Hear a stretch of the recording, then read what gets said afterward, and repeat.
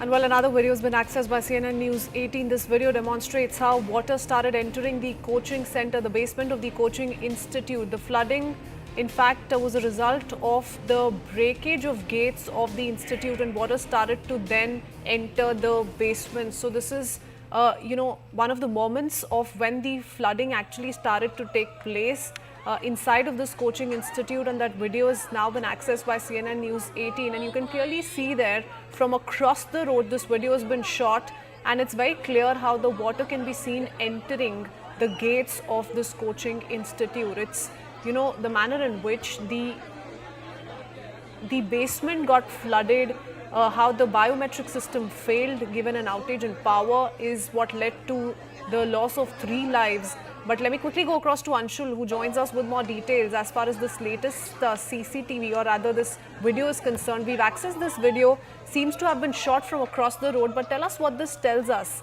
Anshul, essentially.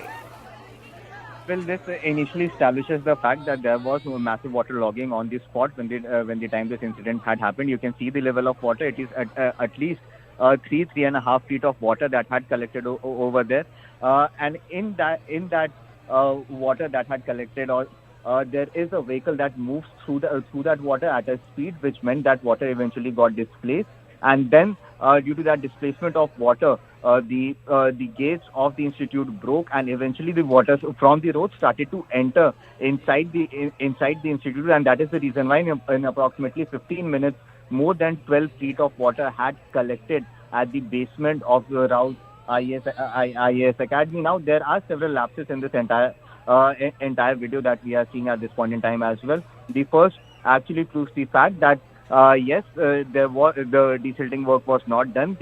All the drains were actually blocked, due to which this water logging had happened. Apart from this, another very important thing is that even with so much water that had gathered over there were not enough police officials manning that entire position, which eventually meant that they should not have allowed, ideally, for that vehicle to cross through that water. So definitely a lot of lapses can be seen. It remains to be seen if at all any sort of punitive action will be taken against the lapses that are coming to the fore.